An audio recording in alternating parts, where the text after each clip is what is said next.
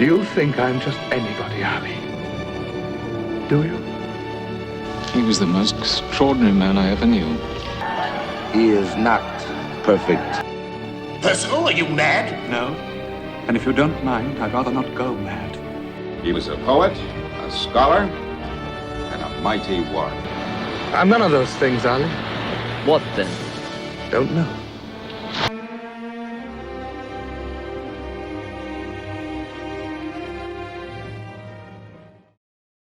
In this video about the movie Lawrence of Arabia from 1962, I want to show you in what subtle ways we are provoked to ask ourselves who is or who was this Lawrence that we see in the movie. The question of identity is not limited to Lawrence though, but is also present in other aspects and characters in the movie, which I will also mention. The movie constantly asks this question and wastes absolutely no time in doing this. From the very first image we are made curious. Usually the first thing we notice about a person is their physical appearance, especially the face. In this shot from above we see a motorcycle, and shortly after we see a man who approaches it in order to prepare it for a drive. We would naturally assume that this is Lawrence, but we can't be too sure about it. Even less so because we are never shown that person's face in the opening shot. And the following shot also denies us the complete revelation of his face since he is wearing driving goggles. Therefore the shot with the goggles dangling from a bush after Lawrence lost control of his motorcycle is like a promise that we will finally see his face, but it is only a tease as we will see in the next scene. The next shot shows us Lawrence's face, but it is a bust and not his corpse, for example.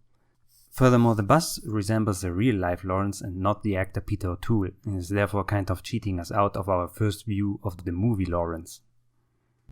I think that the director David Lee might have actually enjoyed teasing us in this manner, and our curiosity has to wait even a bit longer to be satisfied because what we now get are the accounts of some people who knew him and describe how he appeared to them. So actually we get to know the man before we know what he looks like, which is the reverse of what it would normally be like.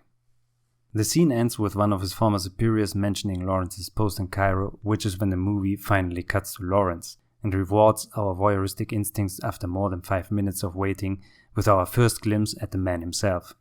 And I am pretty sure that by that time we are more than willing and prepared to take a good hard look at him. That's filmmaking for you, and probably a decision that is as wise as it is strategic for a movie with a runtime close to 4 hours. On a side note, I would like to say that I never considered this, but while working on this analysis, it occurred to me that the rest of the movie might be meant as a recollection of all the individuals who talked about him at his funeral, and therefore would always leave the question in the room whether this is how Lawrence really was or not. The question of Lawrence's identity is central to the movie, but as proven by the opening scenes, it never debases itself by merely telling or showing us who Lawrence was, or simply shows us what his achievements were, as many other biography movies would do. The movie wants to create a mystery around the character and make us active participants in analyzing this mystery through the use of well-hidden visual and verbal instigators. By this I don't mean that there is a secret meaning hidden in the movie, but that the movie's purpose to make us consider who Lawrence is so naturally and masterfully woven into the story and plot that it is easily overlooked.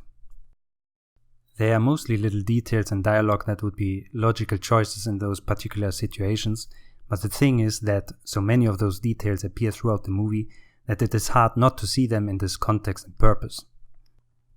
Off the top of my head, I cannot think of another movie in which characters so often declare who they are and who they think other characters are. That being said, I think that the movie never really passes an ultimate judgment on Lawrence's character because Lawrence's actions have different meanings to different people at different times. The movie not only wants us to ask this question because it is a biography film, but I think it also gives us a reason for why we should do this.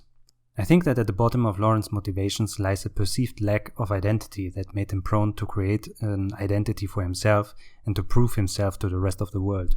By lack of identity, I am specifically referring to the conversation that he has with Ali in one scene, and in which Lawrence reveals that his father did not marry his mother, which already puts his identity into question because this prevented him from bearing the family name of his father, and instead he had to use the name of his mother. By the end of the scene, we can see that this obviously pains him, because when he turns around at the end of the conversation, it looks as if he were about to silently cry himself to sleep. It is also quite revealing that Ali kind of gives him a permission now to create his own identity by suggesting to choose a name of his own. There are at least 2 more hints in the movie that Lawrence may see himself as lacking an identity and wishing to be acknowledged as the legitimate son of his father. After having taken Aqaba, Ali calls him a conqueror, a prince, and a man, and Lawrence answers, I'm none of those things, Ali. What then? Don't know. And near the end of the movie, Lawrence comes to stand before a fresco painting that shows the Greek myth of Phaeton. Phaeton was the son of the Oceanid Clymene and the sun god Helios, and in the myth Phaeton comes to doubt that Helios is his father and therefore wants to know the truth from the god. To convince Phaeton of his divine descent, Helios promises him to grant him any wish that he has, and Phaeton then wishes to drive the sun chariot of his father. Helios tries to dissuade him because of the dangerous nature of the chariot and its horses, but Phaeton insists. When Phaeton drives the chariot on the next day, he loses control over it. The horses veer off from their usual course and scorch parts of the earth. They burn the vegetation, and many nations and people are reduced to ashes, and parts of Africa are turned into a desert. Phaeton is then struck down by one of Zeus' lightning bolts and falls on the banks of the river Eridanus. The myth is not a blueprint for Lawrence's story, but it contains a few similar elements and even foreshadows one of them. There is obviously the mention of deserts, but more importantly, Phaeton, like Lawrence, wants to be legitimized by his father. And Phaeton's hubris leads to the death of many people, and Lawrence's hubris leads to the massacre of a Turkish division in the scenes that follow their shot with a fresco. The importance of having a legitimate father is also present with the Arabs during Ali's and Auda's first exchange. Both try to provoke each other, but it is only when Ali asks Auda if he knew who his father was that Auda threatens to use violence or to kill Ali before Lawrence stops him. The following might be overthinking it, but it deserves a consideration. The movie is almost exclusively cast with male actors, and there are only 2 or 3 times when women appear, but they are of absolutely no importance to the movie. I think it is safe to say that all the other men in the movie are sure of their identity and where they stand in their respective societies, with the possible exception of the 2 orphans that Lawrence takes into his service. Now contrast this with Lawrence, who has no father, so to speak, and has only the name of his mother. If we really want to overthink this, we could say that this deprives him of some of his male identity when compared to the rest of the cast. This becomes most clear in the first scenes that we see him in. He has none of the authoritarian and self-assured airs of his superiors and fellow officers, and he himself admits that he has a peculiar manner. And it is this manner which might make him look effeminate to others, and in those times it would only serve to further question his identity and masculinity. Just listen to what General Murray says here about him. Who knows? Might even make a man of him. His status as an outsider is also expressed in a less obvious detail. The buttons of his uniform are unlike those of any British soldier in the movie. You can look for yourself, but no other English soldier in the film wears brown buttons on his uniform. Whoever he is, this also marks him as somebody different from the average British soldier. Not only that, but he is also unlike most other Englishmen. In a conversation with his guide, he describes England and its people as fat, which makes his guide observe that Lawrence is not fat, to which he replies, No. I'm different. The question of and his wish to carve his own identity are perfectly suited to the main plot line, the Arab Revolt. The Arabs exist as a people, but they lack a country and therefore an important element to form and preserve a common identity. And this is further complicated by the tribalism of the Arabs. Their tribalism goes to such lengths that, for example, Ali refers to a member of a different tribe as that instead of him. They probably view other tribes as competitors for survival in these harsh conditions, and dehumanizing other tribes might serve as a justification to kill them when deemed necessary. The Arabs have a clear idea of who they are, but not beyond their respective tribe, and this is most obvious in the scene with Auda, in which he provokingly says, The Arabs, the Hawitat, Ajili, Rala, Beni Sakhr, these I know. I have even heard of the Harith. But the Arabs, what tribe is that? So the Arabs as a people have and don't have an identity at the same time, much like Lawrence himself. And this is the perfect foil for Lawrence because he can A. give them what they want, which is a country and freedom, B. show them what they need, a unifying identity, and C. he can create for himself the identity of a liberator or messianic figure.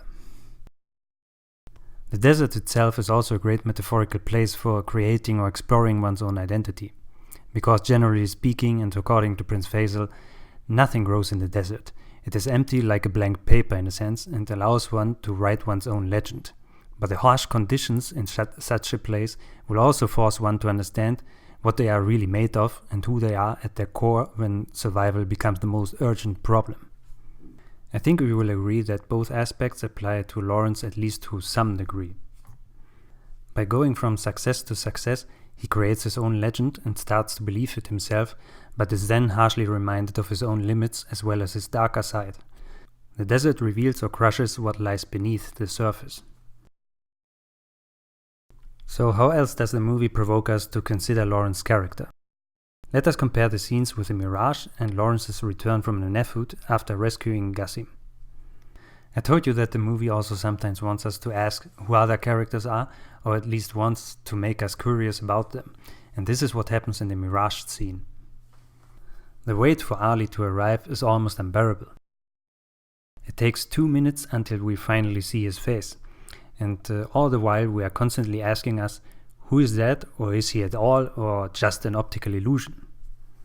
The movie does a similar thing with a few other characters as well. For example, we hear Allenby talk outside of the frame for almost 20 seconds before the camera finally comes to rest on him. And the reporter Bentley is also granted a 20-second shot before he finally introduces himself. And while it only takes Auda 8 seconds to speak, which is much shorter than the other characters I mentioned, it still works fine because of the suddenness of his appearance.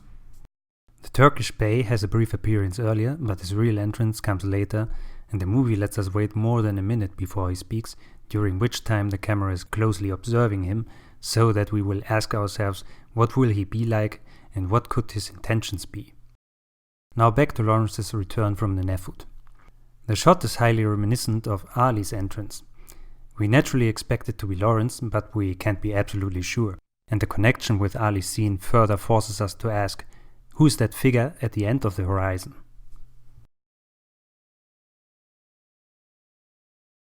His success naturally makes us regard him in a new light, because we see now that he can do the impossible. In the Mirage scene we were wondering if Ali was a Turk, an Arab, English or somebody else entirely, but it was an Arab that emerged from the desert.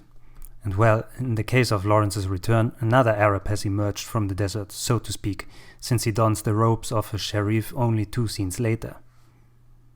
This change of clothes naturally makes us ponder who he is now and how this might affect him, but the movie doesn't stop there.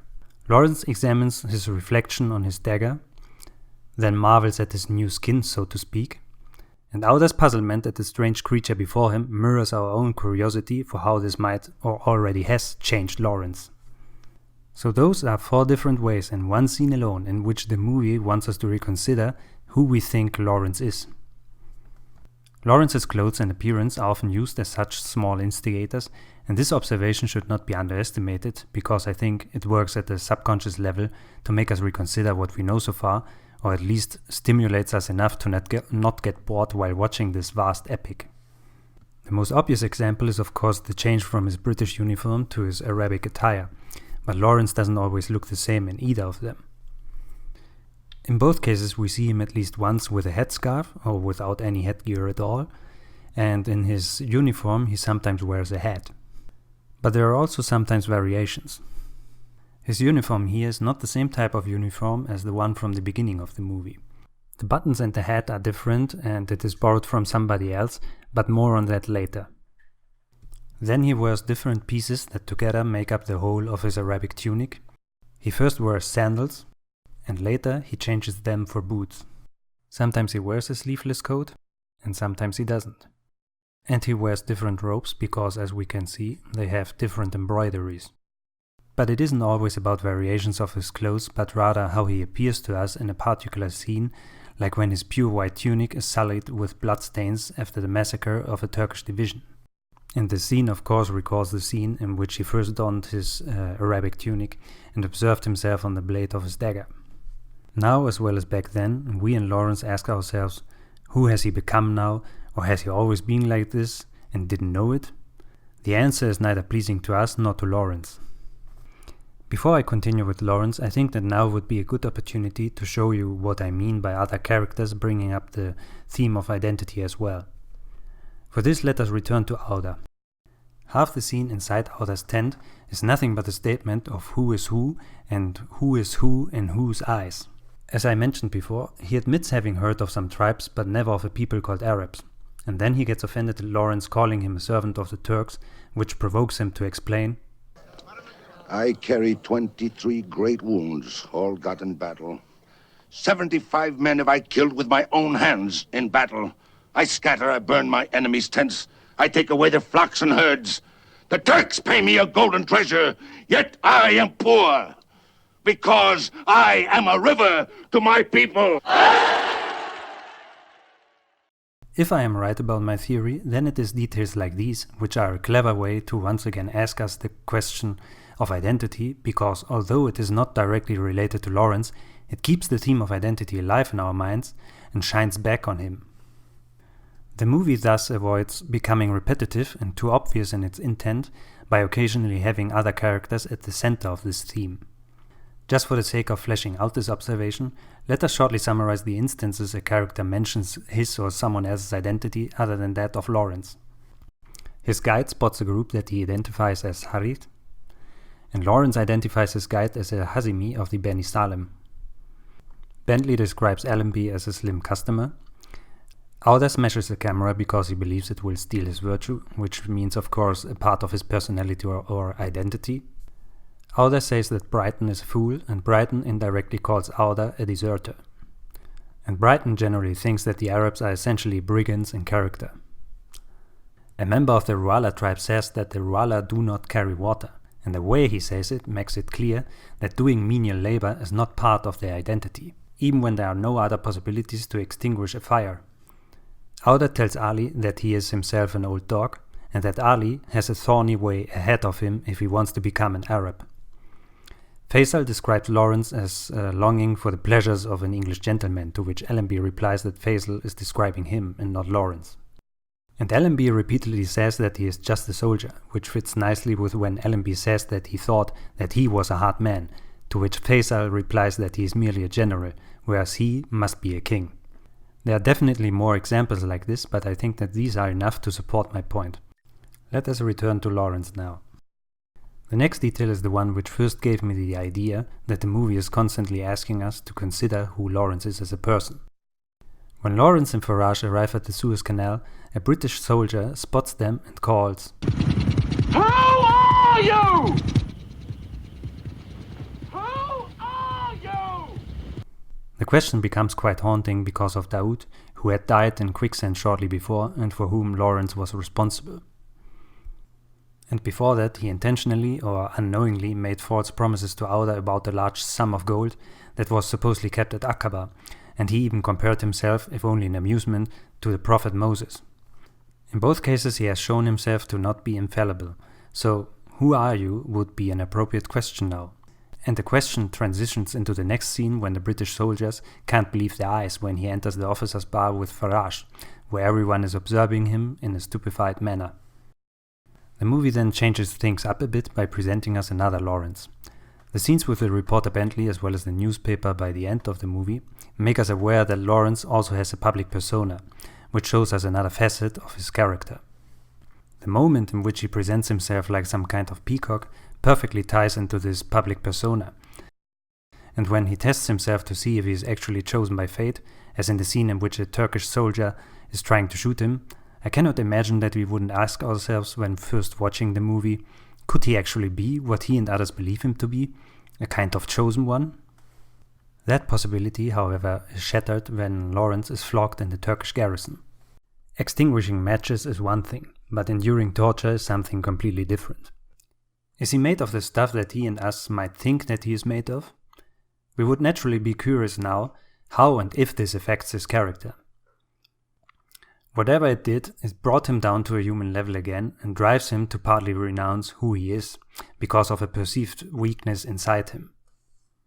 Before the Turkish garrison, he firmly believed in free will, but now he thinks that there are limits to what one can do, and more importantly, be.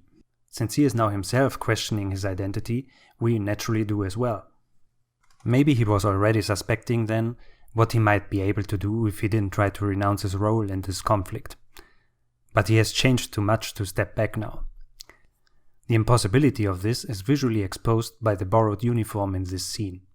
Even if Lawrence didn't say it, and even if we hadn't seen Ali burn it, I think that we would subconsciously notice that this is not the same uniform that Lawrence wore at the beginning of the movie, because he does not feel comfortable in it, and his body language isn't quite the same either. Also notice that all the English soldiers are now wearing winter jackets of a much darker color, so that even if he still had his old uniform, he would now fit in even less than before, which again leads us to consider who he is now. This is further intensified when Faisal greets him, wondering if it is Orenz or Major Lawrence that he is talking to. And I guess that we would share that concern as well. And Faisal even unintentionally rubs more salt into his wounds by saying shortly after that he is almost an Arab. And the short scene between Bentley and Dryden accurately expresses what is going on inside Lawrence and makes us question his identity again when they say, "But that boy can be anything he wants." Yes. Well, at the moment, he wants to be somebody else. But as I mentioned, he cannot go back. He knows more about himself now and who he wants to be, and he cannot ignore that or unwish it. I think that this is what the movie wants to tell us when the wounds on his back start bleeding. It is as if a part of his true self is now seeping through this fake skin that is the uniform that he is wearing, and it might also foreshadow the blood on his tunic after the massacre of the Turkish troops. By part of his true self, I mean of course that he relishes power as well as violence and bloodshed. Or maybe those are just expressions of a desire for extreme experiences or masochism. Why else would he slowly extinguish matches, cross an extremely dangerous desert, or test his luck? But that is not all. We know that he has a compassion for other people, as he often demonstrated, and it is probably this compassion that makes him later say to Alda that he never wants to see the desert again, because the desert showed him a part of his personality that he might want to embrace or live out, but which also repulses him, or at least feels shame over. The desert transformed him so much that his fellow countrymen do not recognize him like the doctor in the hospital scene. Maybe he has changed to the point that he doesn't recognize himself, and that is why he is laughing. But I also think that it would be too easy and also wrong to reduce Lawrence's torment to being repulsed by his own cruelty. He is a complex and multifaceted character with as many strengths as weaknesses. I will only resume those that I can quickly think of. He has a poetic nature, he is a scholar, a warrior, an exhibitionist, maybe mad, masochistic, a romantic, witty, ambitious, strong-willed, disillusioned, self-confident. He is compassionate and bloodthirsty, idealistic, vain, susceptible to praise. He is fatalistic and also believes in free will. He is respectful, but he can also be arrogant. He doesn't know who he is, but he also acknowledges to be extraordinary, which is, I think, the only real statement that he ever makes about his character and talents. It's easy to understand that there are too many opposing forces inside him to reduce him to just one or two of them. On the contrary, the desert might have brought out all of his traits at once, and their weight suffocates him. Is that the reason why a shadow is cast on him for the most part of the ending scene, and why the last thing that we see of him in one sequence is his shadow on the curtains? Because he is a shadow of his former self now? When he meets the doctor from the hospital again during the ending, it is a funny moment for us because the doctor doesn't recognize Lawrence, but Lawrence's voice and look on his face give us the impression that he doesn't completely remember the doctor either, as if they had met in another life and were somebody completely different. The shadow that he has become now has even made him unrecognizable to the Arabs, as we can see in the last scene of the movie. We could say, of course, that he became exactly who he wanted to be, only that he didn't know that he didn't want to be who he wanted to be, but that maybe a part of him still desires it nonetheless, and that this realization crushes him inside. In an even further interpretation, we might say that the persona that he had created had never been real. I came up with this interpretation because of the later dialogue between Allenby and Faisal. The conversation might mean that whatever power and influence Lawrence had, it was both real and unreal, and vanishes at the very moment in which he fulfills his purpose. However, it might have been illusionary as far as Lawrence himself is concerned, but not without purpose if we take a look at Faisal in this scene. Faisal's clothes are quite interesting here, because it is the only time in the movie that he or anybody else wears a white tunic, which naturally evokes a connection to the tunic that Lawrence wore throughout the movie. This and his admitted relief of being rid of Lawrence shows us that Faisal is kind of usurping Lawrence's identity now. So what does this Lawrence make? A liberator or a puppet? Both or none of them, since he wished for no further involvement in the matter. As I said, the movie doesn't give us a definite answer, but it definitely wants us to ask the question. What the movie has done, however, is to create the portrait of a very complex individual. I think the movie, the Arab Revolt, and Lawrence's experience in the Middle East are then wonderfully summed up by Dryden when he asks, Well, it seems we're to have a British waterworks with an Arab flag on it. Do you think it was worth it? Not my business. Thank God I'm a soldier. And Allenby's refusal to answer it mirrors the movie's refusal to arrive at a clear verdict on Lawrence's character. There's only one word that applies to this: brilliant.